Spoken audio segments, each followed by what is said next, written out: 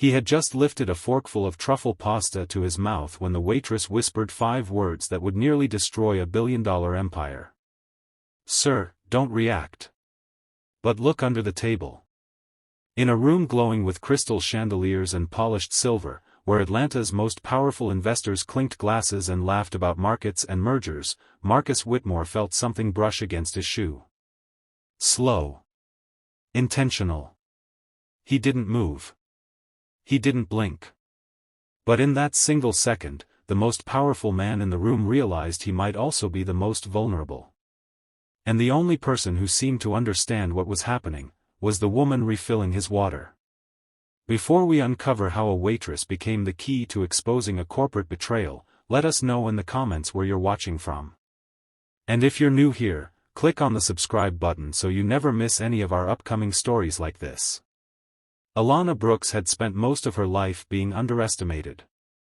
At 26, she balanced 2 jobs and helped support her younger brother after their mother passed away 3 years earlier from a sudden illness. Bills stacked up on the kitchen counter. Sleep came in fragments. But growing up in a neighborhood where raised voices often meant trouble, she developed a quiet skill: she noticed everything. That night at the 5-star restaurant in downtown Atlanta, she noticed the man in the gray suit who ordered nothing but sparkling water. She noticed the woman near the bar angling her phone a little too carefully toward Marcus's table. And she noticed a waiter whose badge number didn't match the staff sheet she memorized before her shift. When she accidentally dropped a fork and knelt to retrieve it, she saw the small magnetic device blinking red beneath Marcus's chair. Not a bomb. A live transmitter. Her stomach tightened. Someone was recording a private merger discussion worth $400 million. And in that moment, she had a choice: walk away and keep her job safe, or speak up and risk everything. Marcus didn't panic when she warned him. Years of negotiating hostile takeovers had trained his face to remain calm while his mind raced. He casually adjusted his cufflink and scanned the room. His head of security was missing. The gray suit man stood and left without finishing his drink. Within hours, fragments of confidential merger conversations began appearing on financial blogs. Exact phrases. Private numbers. The damage wasn't theoretical. It was strategic. By midnight, Marcus learned something that made the situation worse. A $25,000 payment had been deposited into an account under Alana Brooks's name 2 days earlier. Corporate espionage. Bribery. The narrative was already forming. But Alana stared at her own banking app in confusion. There was no money. No pending transfer. Just $42.17 and an overdraft warning. By morning, headlines labeled her the waitress behind the leak. Her brother looked at her and asked quietly, "Alana, did you do this?" Imagine being accused of betraying a billionaire when you can barely afford groceries. Imagine the fear of knowing powerful people think you sold them out.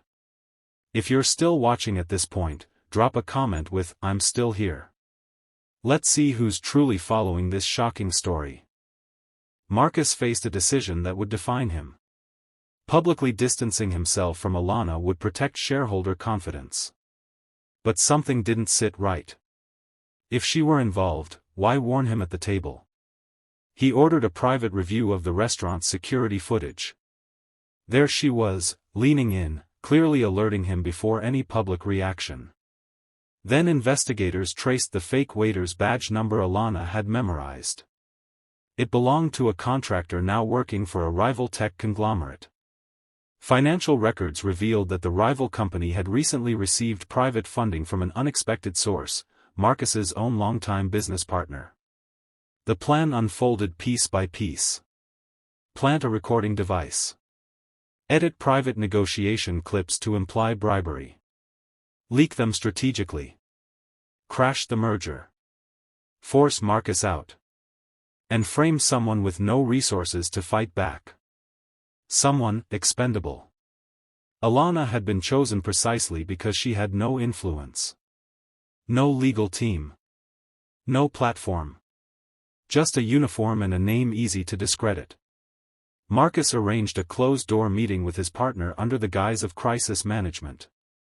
Hidden legal recording devices captured what Ego eventually exposed. Confronted with transaction logs, badge access records, and surveillance stills, his partner's composure cracked. Law enforcement moved quickly. Charges of fraud and market manipulation followed. Within days, media headlines shifted direction. Waitress helped uncover corporate sabotage. But public apologies don't erase sleepless nights. They don't erase the fear of seeing your name dragged across national news. Weeks later, Marcus met Alana privately and offered her a financial reward large enough to change her life overnight. She shook her head. "I didn't say something because you're rich," she told him. "I said something because it was wrong." That answer stayed with him. Months later, an anonymous education fund covered her tuition in corporate security and risk management. Years passed. She built a consulting firm specializing in internal threat detection, the same instincts that once protected her family now protecting companies from betrayal. The woman once labeled disposable walked into boardrooms as an expert. One quiet whisper nearly destroyed a billion-dollar merger. One decision protected thousands of jobs.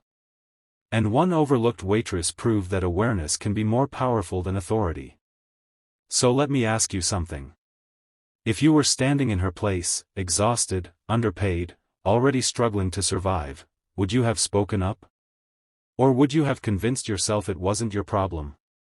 Courage rarely announces itself with applause. Sometimes it sounds like a whisper across a dinner table.